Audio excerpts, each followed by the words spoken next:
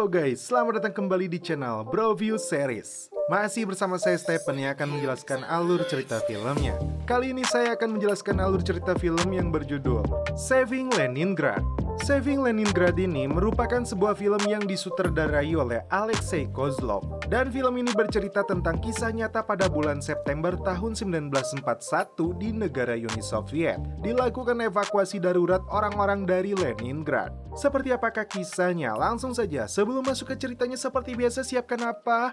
Ya tentunya Kopai dan Udbray untuk menemani kalian dalam menonton alur cerita film ini. Dan sekarang kita masuk intro.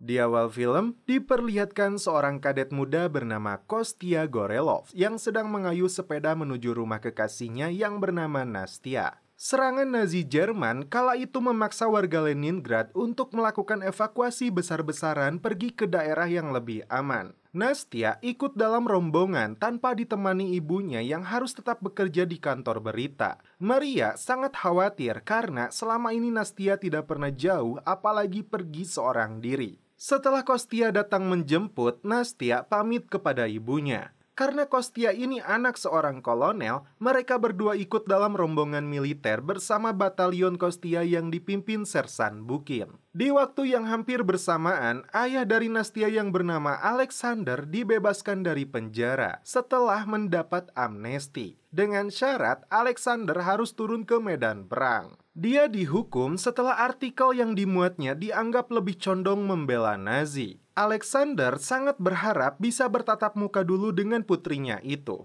Maria meminta maaf kepada suaminya ini karena tidak mengakui artikel yang dia buat demi keselamatan dia dan putrinya. Serangan besar-besaran yang dilakukan Nazi membuat Rusia kewalahan. Kota Leningrad yang berada di garis pantai sebagai pelabuhan penting bagi akses keluar masuk cadangan makanan dan personel militer dikepung pihak Jerman dari berbagai sisi. 2 juta warga Leningrad akan menderita kelaparan setelah Jerman menghancurkan gudang makanan kota ini. Rusia menyadari serangan ini dan berusaha membangun jalur air melalui Danau Ladoga sebagai satu-satunya akses untuk mengevakuasi warganya melalui kapal tongkang. Ribuan orang telah berkumpul di tepi pantai menunggu proses evakuasi. Para perwira militer Rusia terlihat sedang membahas proses evakuasi warga Leningrad menggunakan kapal tongkang yang sebenarnya tidak layak untuk muatan berlebih. Ayah Kostya yang bernama Kolonel Nikolai Gorelov akan menugaskan anaknya untuk ikut dalam tongkang tersebut demi memastikan semuanya aman. Pilihan sulit ini harus dilakukan atau mereka semua akan mati kelaparan akibat hancurnya gudang makanan mereka setelah dihancurkan Nazi. Kapten kapal tongkang 752 pesimis dengan rencana kolonel yang ingin memuat 1.500 orang dari mulai militer hingga warga sipil. Selain teror dari pesawat musuh, beban yang terlalu berat dari kapasitas maksimum 600 orang bisa menenggelamkan kapalnya. Seorang penyidik pemerintah bernama Vadim Petruchik mengawasi proses evakuasi ini. Kesal dengan sikap Kostya, Sersan Bukin memukul perutnya dan merampas jam tangan miliknya. Perwira militer menugaskan Akademi Angkatan Laut untuk naik ke atas tongkang lebih dulu. Setelah itu, anak sekolah dan sisanya warga sipil. Kostya yang merupakan anak kolonel dengan mudah melewati petugas dan membawa Nastya untuk menaiki kapal lebih dulu. Dari kejauhan, Vadim rupanya mengawasi aksi yang dilakukan mereka berdua. Dia pun menyusul naik ke atas tongkang untuk menciduk perbuatan mereka yang dianggap melanggar hukum. Masuk ke dalam kabin, Kostya menempatkan Nastya di dalam sebuah ruangan khusus. Sesaat, Kostya hendak mencelepot kekasihnya ini, namun Nastya menghindar. Kostya menyuruhnya untuk mengunci ruangan ini hingga dia datang kembali. Vadim berhasil menemukan ruangan Nastya, namun karena terkunci dia pun tidak bisa masuk. Tanpa diduga, Jerman melakukan serangan udara ke lokasi ini.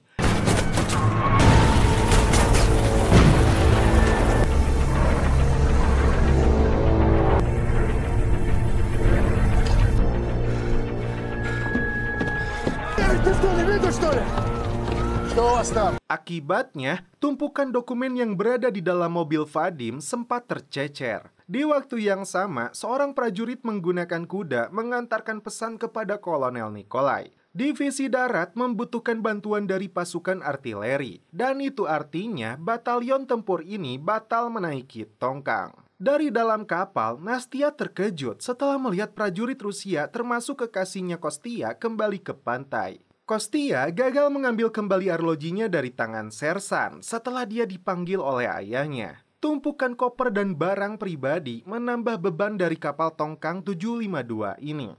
Tanpa memberitahu alasan yang jelas, kolonel memaksa anaknya untuk berganti pakaian menggunakan kostum Akademi Angkatan Laut dan tetap menaiki tongkang berpisah dengan pasukan artileri. Nastia sempat akan meninggalkan kapal karena melihat pasukan pergi. Namun, Kostia kembali mencegatnya agar dia kembali ke atas tongkang.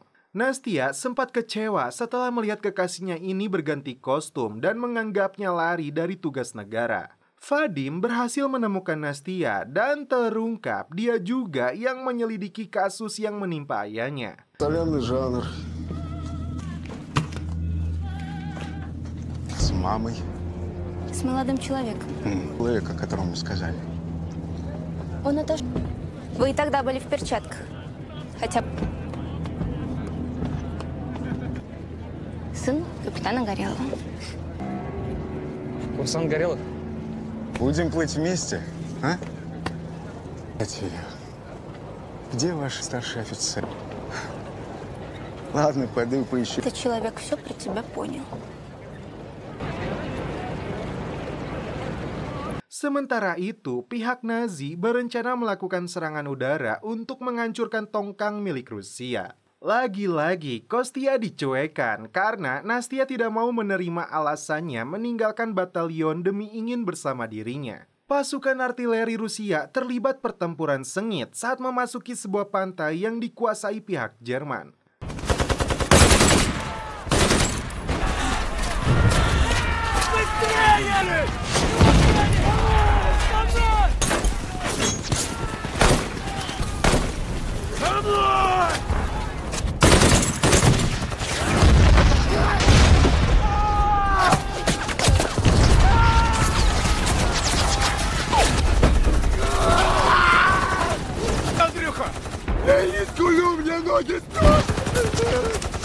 Хорошо устроились, сволочь.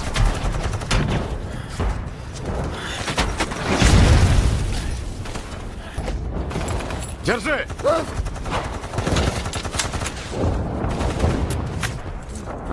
Забегали. Dari dalam bunker, Nazi melakukan serangan bertubi-tubi hingga Rusia kehilangan banyak prajuritnya. Alexander rupanya tergabung dengan pasukan ini. Sersan Bukin terlempar dan hampir saja tewas setelah Jerman menembakkan sebuah roket persis di depannya. Alexander yang memiliki gelar PH dalam biologi ini berusaha membantu prajurit lain yang terluka. Dari atas bukit, Jerman terus melakukan serangan menghujani Rusia dengan peluru dan bom, tidak memberi kesempatan sedikit pun untuk Rusia membalas tembakan.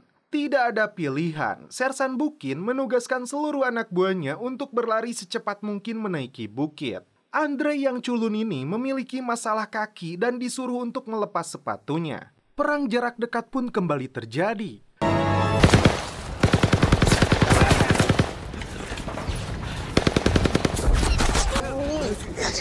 Стоять! Куда сказал? Не лезь! Здесь! Куда ты лезешь? Satu persatu dari tentara Nazi berhasil dihabisi.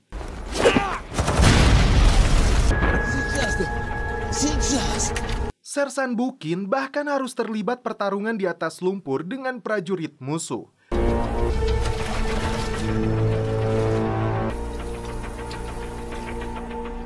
Sementara itu, Alexander dan Andrei masih berada di belakang mereka. Bahkan untuk menembak musuh yang berada tepat di depannya saja, Andrei tidak mampu.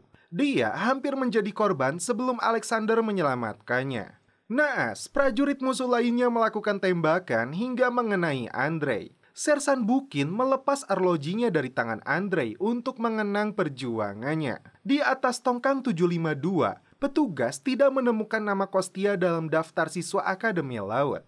Hal ini membuat Vadim menaruh kecurigaan untuk melakukan penyelidikan lebih dalam tentang misi Kostia sesungguhnya. Meskipun ayahnya seorang kolonel, Vadim tidak gentar dan akan melaporkan kasus ini ke Departemen Khusus agar Kostia dijatuhi hukuman berat. Sebagian prajurit mundur meninggalkan medan pertempuran menuju Danau Dagola. Namun Alexander menolak. Dia memutuskan untuk terus berperang hingga akhir hayatnya. Malam itu, suasana di atas tongkang begitu mencekam akibat cuaca buruk dan gelombang pasang yang begitu hebat. Di sisi lain, kondisi ini dianggap baik karena Nazi kesulitan untuk mengirim pesawat penghancur.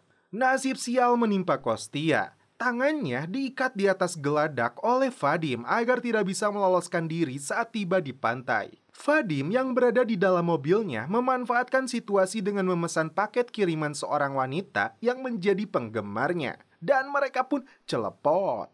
Guru si wanita itu datang untuk membawanya pergi. Tiba-tiba air laut menyapu wanita tersebut. Kostia yang melihat hal itu meminta si guru untuk melepaskan ikatan di tangannya. Si Vadim yang kurang asem ini malah berdiam diri di dalam mobilnya. Kostia berhasil menyelamatkan wanita itu. Nastia yang melihat kekasihnya berpelukan dengan wanita berpikiran macam-macam. Hempasan dari gelombang tinggi itu membuat lambung kapal mengalami kebocoran. Orang-orang mulai panik. Kapten memerintahkan ABK-nya untuk memompa air. Pesan SOS dikirim ke markas Nikolai. Namun, karena cuaca yang sangat buruk, tidak ada bantuan yang bisa dikirim saat ini.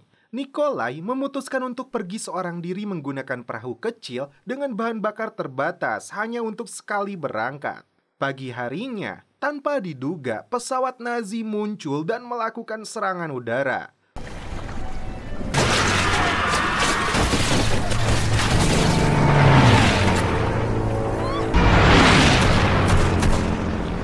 Wanita itu tertembak di dalam mobil Vadim. Kostia segera bertindak. Dia mengajak beberapa kadet untuk mengambil senapan dan menembak pesawat itu.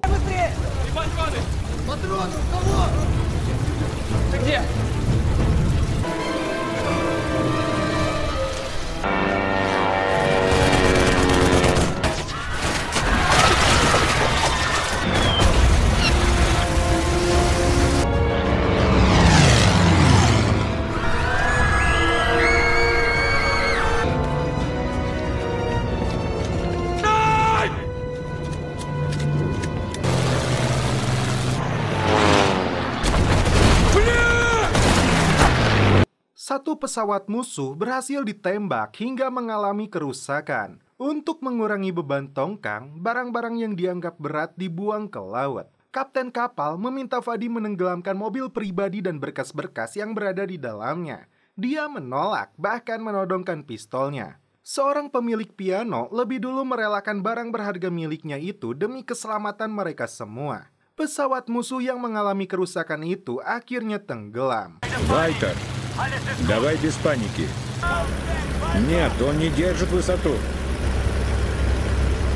Придется возвращаться. Satu pesawat yang tersisa itu memilih untuk kembali melakukan serangan.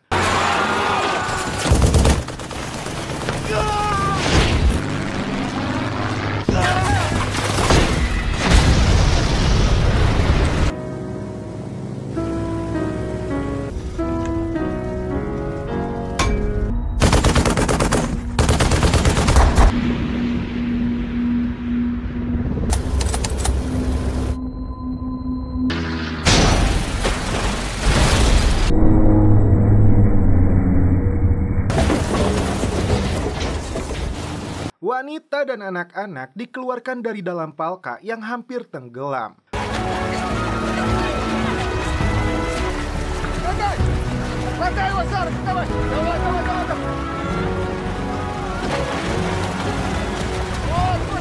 Vadim akhirnya merelakan mobilnya untuk ditenggelamkan. Di saat yang sama, sebuah kapal kecil yang membawa prajurit Rusia melihat kejadian tersebut. Setelah tongkang 752 itu tenggelam, Para penumpang berenang menyelamatkan diri menaiki kapal dan sebagian besarnya tewas tenggelam. Nastia dan kekasihnya berhasil menaiki kapal tersebut. Kostia kembali mendapatkan arlojinya dari tangan Sersan Kudin yang kagum dan bangga kepadanya setelah berhasil menembak pesawat musuh. Maria terkejut dan bersedih memikirkan nasib anaknya setelah mendapat informasi serangan yang dilakukan Jerman terhadap tongkang Rusia. Begitupun dengan Nikolai yang hanya bisa menyelamatkan seekor anjing dan tidak melihat korban lainnya yang masih hidup, sedangkan perahunya kehabisan bahan bakar. Dia menyadari betul dengan keputusan dan tanggung jawabnya ini. Vadim akhirnya membebaskan Kostia dan menyadari kesalahannya.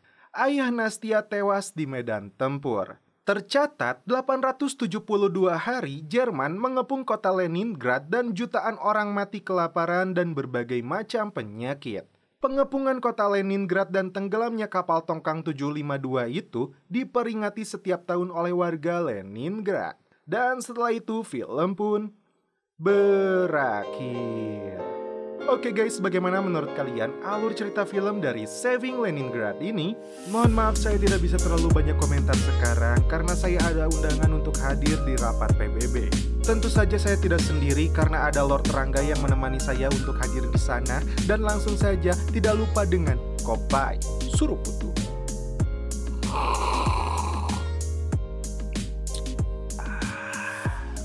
Mantap. Oke guys, cukup sekian alur cerita film ini. Salam penutup seperti biasa dari kami. Mohon maaf bila ada kata-kata yang kurang berkenan di hati kalian. Mohon dimaafkan ya. Salam perfilman duniawi. Keep enjoy.